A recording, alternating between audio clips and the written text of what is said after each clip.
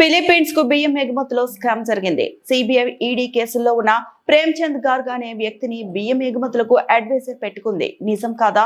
ఈ అడ్వైజర్ ఇచ్చిన సలహా వల్ల రాష్ట్రానికి నష్టం జరిగింది. నిజం కాదా? 10 లక్షల మెట్రిక్ టన్నుల ఫిలిప్పీన్స్ కు ఎగుమతి చేస్తామని ఎంఓయూ చేసుకున్నామని, ఇదేదో పెద్ద ఇంటర్నేషనల్ అగ్రిమెంట్ అని, మా విజయం అని గొప్పలు చెప్పుకున్నారు. ఇప్పుడు ఇదే పెద్ద స్కామ్ గా మారింది. 10 లక్షల టన్నుల ఎగుమతికి ఎంఓయూ చేసుకుని 22,770 టన్నుల దగ్గర ఎందుకు ఆగిపోయారు? మరో 7,500 టన్నులు ఏడాది నుంచి కాకినాడ పోర్టులో పురుగులు పడి ముక్కుపోయి ఉన్న మాట నిజం కాదా? ఎందుకు ఏడాది నుంచి పోర్టులో బియ్యం ఉండిపోయాయి? ఎందుకు ఎగుమతి ఆగిపోయింది? సిబిఐ ఈడీ కేసుల్లో ఉన్న మీ అడ్వైజర్ ఎక్కడికి పోయిండు? వాటాలు తేలకపోవడమే ఎగుమతి ఆగిపోవడానికి కారణం కాదా? ఈ సివిల్ సప్లైలో జరిగిన అన్ని కుంభకోణాలపై హౌస్ కమిటీ వేయండి. ఆధారాలతో సహా నిరూపిస్తాం. రేపు మేము అధికారంలోకి వచ్చేది ఖాయం. ఈ కుంభకోణాలపై విచారణ జరిపించేదే ఖాయం. మాజీ మంత్రి ఎమ్మెల్యే హరీష్ రావు అన్నారు. అధ్యక్ష, ఇది నాఫెడ్ జేఎండి గారు రాష్ట్ర ప్రభుత్వానికి లేఖ రాశారు. అదేవిధంగా మరొక లేఖ కూడా నాఫెడ్ ఎండి గారు కూడా రాష్ట్ర ప్రభుత్వానికి లేఖ రాశారు. నేను అడుగుతా ఉన్నా, నాఫెడ్ అనే కేంద్ర ప్రభుత్వ సంస్థ మేము మీకు కాకినాడ పోర్టుకు బియ్యం రాగానే మీకు వెంటనే డబ్బులు చెల్లిస్తాం, మాకు అవకాశం ఇవ్వండి అంటే కేంద్ర ప్రభుత్వ సంస్థకి ఇవ్వకుండా ఒక ప్రైవేట్ సంస్థకు ఎందుకు ఇచ్చారు? ఈ బియ్యం ఎగుమతి కోసం మీరు ఏమైనా టెండర్లు పిలిచారా? ఎక్స్ప్రెషన్ ఆఫ్ ఇంట్రెస్ట్ పిలిచారా? లేదు నామినేటెడ్ బేసిస్లో ప్రభుత్వ రంగ సంస్థ అడుగుతుండగా కూడా ప్రభుత్వ రంగ సంస్థకు అవకాశం ఇవ్వకుండా ఆ ప్రైవేట్ సంస్థకు ఎందుకు ఇవ్వవలసి వచ్చిందో మంత్రి గారు సమాధానం చెప్పాలి అధ్యక్ష. మూడోది అధ్యక్ష, ఇప్పుడు 22,500 ఎగుమతి చేశామన్నారు. మరొక 7,500 మెట్రిక్ టన్నులు ఒక సంవత్సరం నుంచి కాకినాడ పోర్టులో పడి ఉన్నాయి. మరి ఆ కాకినాడ పోర్టులో ఏడాది నుంచి బియ్యం ఉంటాయి అధ్యక్ష? ముక్కిపోతాయి, పురుగులు పట్టిపోయినాయి. ఆ 7,500 మెట్రిక్ టన్నులు కాకినాడ పోర్టులో ఉంటే అక్కడ మనం ఇప్పుడు ఆ గోడౌన్ ఛార్జెస్ ఎవరు కట్టాలి? రాష్ట్ర ప్రభుత్వం కట్టాలి. వీళ్ళ అగ్రిమెంట్ కూడా తప్పు ఉన్నది.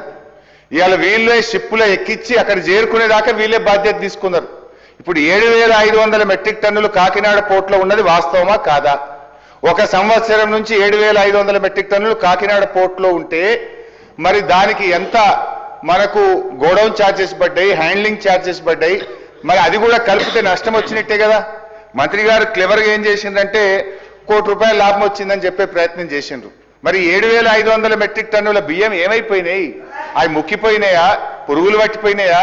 అవి వాటి పరిస్థితి ఏంది? దానికి ఎంత హ్యాండ్లింగ్ ఛార్జెస్, గోడౌన్ ఛార్జెస్ మీద పడ్డాయి? మంత్రి గారు అధ్యక్ష హెలికాప్టర్లో పోయింది అధ్యక్ష కాకినాడకు.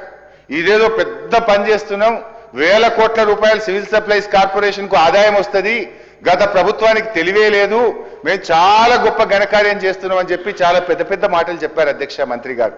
వాస్తవంగా జరిగింది దీని వెనుక పెద్ద స్కామ్ జరిగింది. రాష్ట్ర ప్రభుత్వానికి నష్టం జరిగింది.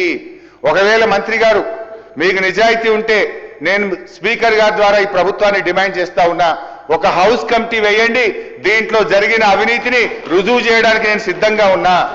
మీరు ఒక హౌస్ కమిటీ చేయండి. నిజంగా మీరు పారదర్శకంగా ఉంటాం, మాది ప్రజాపాలన అని మాటల్లో చెప్పుడు కాదు.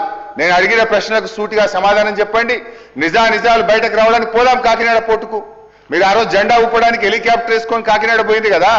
మరి ఆ 7,500 మెట్రిక్ టన్నులు కాకినాడ పోర్టులో సంవత్సరం నుంచి అక్కడ ఎందుకు పడి ఉన్నాయి? వాటి పరిస్థితి ఏంది? మంత్రి గారు చెప్తారా? దాంట్లో వచ్చిన నష్టం ఎంత? సూటిగా సమాధానం చెప్పండి. ఎందుకు మీరు తిమ్మిని బిమ్మని చేస్తారు? ఒక ఘరానా మోసగాడిని ఈడీ సిబిఐ కేసులో ఉన్నవాడిని రాష్ట్ర ప్రభుత్వం కనీసం చూసుకోకుండా అడ్వైజర్గా ఎట్లా పెట్టింది అధ్యక్ష?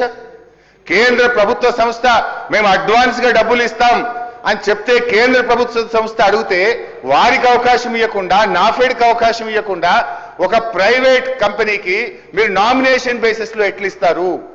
How the rules will permit? వీటన్నిటి మీద అన్ని విషయాలు బయటకు రావాలంటే ఒక హౌస్ కమిటీ వేయాలని మీ ద్వారా ప్రభుత్వాన్ని డిమాండ్ చేస్తున్నారు. మరిన్ని అప్డేట్స్ కోసం మా ఛానల్ ని సబ్స్క్రైబ్ చేయండి.